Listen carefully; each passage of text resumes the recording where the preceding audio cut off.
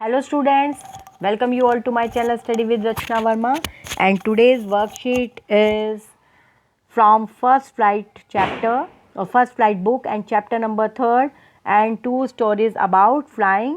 और इसमें जो है ब्लैक एरोप्लेन आपको एक और टॉप मतलब एक और चैप्टर इसके अंदर पार्ट मिलेगा।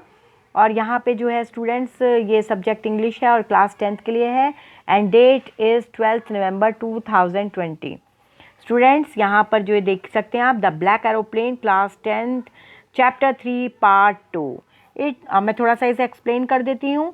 It is a mysterious story, ये एक मतलब बड़ी मिस्टीरियस स्टोरी है। The writer was flying his, यहाँ पे जो राइटर है वो अपना जो है एरोप्लेन उड़ा रहा है। Suddenly he was caught in a big cloud, और वो जो है ना एकदम से एक बड़े से बादल में जो है कैप्चर्ड हो जाते हैं। एंड हिज कंपास, और जो कंपास होता है ना बच्चों एरोप्लेन में जो डायरेक्शन बताता है, कंपास, रेडियो एंड अदर जो है इंस्ट्रूमेंट्स फेल्ड, सारे जो है इंस्ट्रूमेंट फेल्ड हो जाते हैं। There was not much fuel in his plane, और उनके प्लेन में इतना फ्यूल भी नहीं बचता। Suddenly he saw a black aeroplane near him, और सडनली जो है काला सा एरोप्लेन वो अपने बराबर में देखते हैं। The pilot in that plane guided him, और वो पायलट जो है उन्हें गाइड करता है। As result he was able to land safely, और उसकी मदद से जो है वो लैंड करते हैं safely. But he was greatly surprise when the woman at the control center and him that there had been no other plane except the writers on the sky at that night। समझिए आप बच्चों। और जब वो बिल्कुल land कर लेते हैं तो वो बड़े सरप्राइज होते हैं। वो देखते हैं कंट्रोल रूम में कि उनके अलावा स्काई में और कोई भी एरोप्लेन नहीं था, यानी वो था ब्लैक एरोप्लेन, एक मिस्टीरियस एरोप्लेन। समझिए, उससे रिलेटेड आप जो है यहाँ पे रीड कर सकते हैं। और यहाँ पर जो है आपकी वर्कशीट के क्वेश्चन जो आपके फर्स्ट स्टैंजा है, देखिए है ना बहुत इंटरेस्टिंग स्टोरी। तो the moon was coming up in the east behind me and stars were shining in the clear sky above मी। मतलब जो है जो मून है वो जो है इससे आ रहा है और मतलब मेरे पीछे से, मतलब and the stars were shining, और जो स्टार्स हैं वो आकाश में बिल्कुल साफ नज़र आ रहे हैं। आपको पता है स्टार्स कहीं नहीं जाते हैं, ना मून कहीं जाता है ना सन कहीं जाता है। सब सन में मतलब पूरे आसमान में ही रहते हैं, लेकिन सूरज की रोशनी की वजह से हम दिन में उन्हें नहीं देख सकते हैं। There was not cloud in the sky, और मतलब कोई बादल नहीं थे। I was happy to alone high up above by the स्लीपिंग कंट्री साइड, और मैं बहुत खुश था जब मैं उड़ा रहा था प्लेन अकेले आसमान में। I was flying my old, और मैं जो है अपना जो ओल्ड एरोप्लेन है उसे उड़ा रहा था over France back to England, और मतलब फ्रांस से जो है मैं वापस इंग्लैंड आ रहा था। I was dreaming of my holiday, और मैं अपनी हॉलीडे के बारे में सोच रहा था। And looking forward to being with my family, और सोच रहा था मैं अपनी फैमिली के साथ हूँगा। I looked at my watch at 1:30 in the morning, और मैं देख रहा था कि मेरी वॉच में जो है 1:30 हो रहे हैं, मॉर्निंग है ना, आपको पता है AM होगा। आई शुड, अब सेकंड देख लेते हैं। I should call Paris control soon, और मैंने जल्द ही जो है पेरिस में कंट्रोल रूम को कॉल किया। I should as I look down past the nose of the aeroplane I saw the height of a big city, और मैं हाइट पर हूँ, जो है हाइट से मैं अपनी सिटी को देख सकता हूँ। इन फ्रंट ऑफ ही, मेरे सामने है। I checked the map and the compass, मैंने चेक किया मैप को और कंपास को। Switch over to my second and last fuel tank, और मैंने जो है टैंक को भी चेक किया। एंड टर्न द आपने उसने उन्होंने जो है टर्न किया, ये आपको पता है उनके एरोप्लेन का नेम है 12 degree and towards England everything was going well, और जो है सब कुछ सही चल रहा है। It was an easy flight, बहुत आराम से जो है फ्लाइट का मज़ा लिया जा रहा है।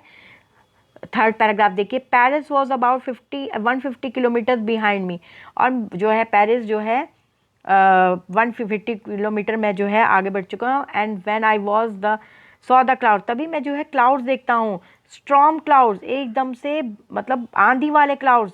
देयर वर ह्यूज, वो बहुत बड़े थे।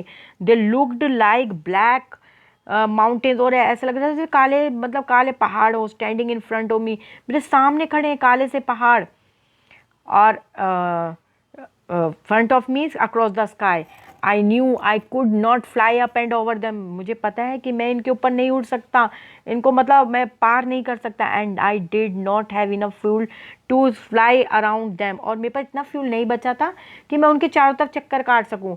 To the north to south, मतलब नॉर्थ से साउथ, इनसाइड द क्लाउड्स, और मैं इतना भी नहीं है कि मैं इन क्लाउड्स के अंदर जा सकूं। एवरीथिंग वॉज सडनली ब्लैक, और एकदम से जो है सब कुछ काला हो गया। It was impossible to see anything, और ऐसा हो गया कि मैं कुछ भी नहीं देख पाया आउटसाइड द एरोप्लेन की, क्योंकि आपको पता है सब कुछ ब्लैक हो गया तो एरोप्लेन के बाहर अब काला ही दिखेगा ना। The old aeroplane jumped and twisted in the air, और जो है एकदम से जो है जो ओल्ड एरोप्लेन है जम्प्ड हुआ, और ऐसे ट्विस्टेड का मतलब ऐसे गोल गोल घूमने लगा हवा में। I looked at the compass, और मैं जो है कंपास की तरफ देखने लगा।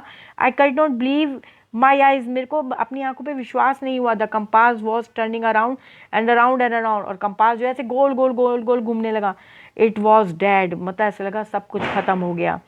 इट वुड नॉट वर्क, और जो है ये काम नहीं कर रहा था। The other instruments were suddenly dead, और सारे इंस्ट्रूमेंट्स जो है आपको पता है लैंड मतलब सब कुछ ख़त्म होता गया। कंपास वर्क नहीं कर रहा, फ्यूल नहीं है, तो सब कुछ डेड हो गया। And I tried the radio, तो मैंने सोचा रेडियो को ट्राई करूं, मैं जो है जो कंट्रोल रूम है उनसे जो है अपना संपर्क बनाऊं। तो ये आपकी बहुत इंटरेस्टिंग है, और जो है इसके आगे ये कंटिन्यू होगी, तो इसको आप अच्छे से पढ़ेंगे जो आने वाली वर्कशीट है, तभी आप उस दूसरी को भी अच्छे से समझ पाएंगे। चलिए क्वेश्चन आंसर देख लेते हैं। How was the weather was the pilot started flying the aeroplane, कैसा वेदर था जब उन्होंने शुरू किया? तो आपको पता है there was a cloud in the sky, नहीं। It was clear weather, it was poor visibility, बिल्कुल नहीं। इट वॉज रेनिंग आउटसाइड, तो ये क्लियर वेदर था ना जब उन्होंने स्टार्ट किया। Choose the option that list the set of statement that are not true according to the given extract, यहाँ पे बताना जो बिल्कुल सही नहीं है। The pilot was flying the old doctor aeroplane over France back to Italy, Italy जा रहे थे, बिल्कुल नहीं, वो तो इंग्लैंड जा रहे थे।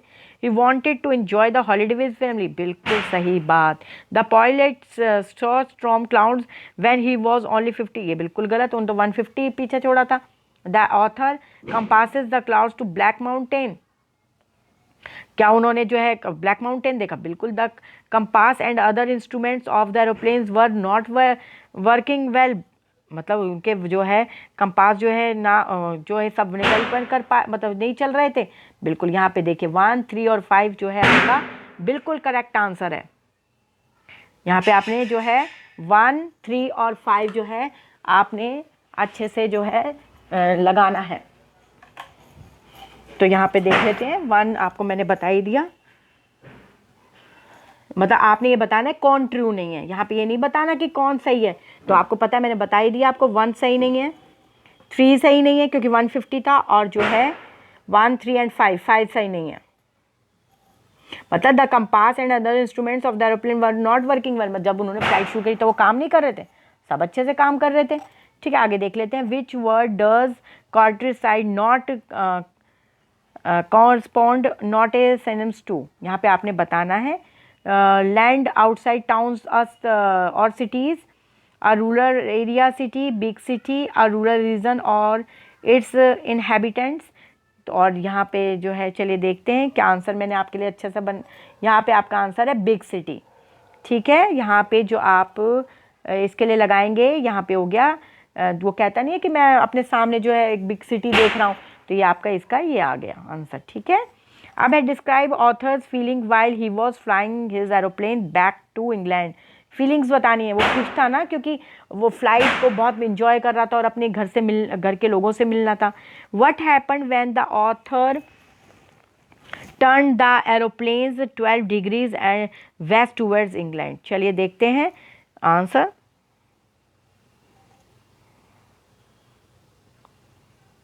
The author was very excited while he was flying his aeroplane back to England because he wanted to spend his holiday with his family at home. और फिफ्थ है when the narrator turned the aeroplane 12 degree west towards England, he was saw a huge storm clouds looked with like black mountains standing in front of him. Then a strange plane came in front of him and directed him the direction. The pilot followed it and landed safely on the airport. यहाँ पे आपके ये सारे answers मैंने आपको अच्छे से बता दिए हैं। बहुत अच्छी वर्कशीट है और ये कंटिन्यू होगी बच्चों, आपको ये वर्कशीट अच्छे से समझनी होगी, क्योंकि जो इसके आगे एक्सट्रैक्ट आएगा अगर आप इसे अच्छे से नहीं समझेंगे तो दूसरा भी आप नहीं समझ पाएंगे और फिर चैप्टर आपका रह जाएगा। तो प्लीज़ स्टूडेंट्स, आप इसे शेयर कीजिए और जो है अच्छे समझिए and subscribe the channel. Thank you so much for watching my